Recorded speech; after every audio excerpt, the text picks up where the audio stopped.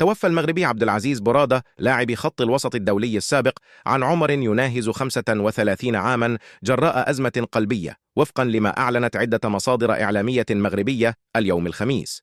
وحسب الموقع المغربي مراكش بوست، توفي برادة إثر أزمة قلبية مفاجئة، وبدأ مسيرته مع باريس سان جيرمان الفرنسي، وتنقل بين أندية عدة من بينها مارسيليا، ودافع أيضا عن ألوان فريقي النصر والجزيرة الإماراتيين.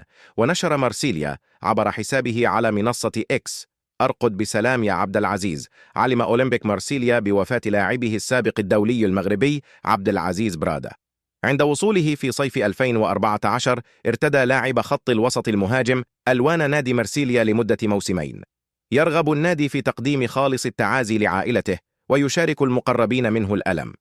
وضمن سياق متصل، جاء في بيان سان جيرمان على المنصة ذاتها: ببالغ الحزن، علم باريس سان جيرمان مساء اليوم الخميس بوفاة اللاعب الدولي المغربي عبد العزيز برادة، الذي كان تأسس في النادي.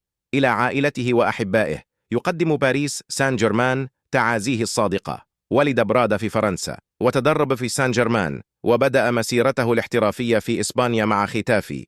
أمضى معظم مسيرته في الخليج باستثناء الموسمين اللذين قضاهما في مرسيليا.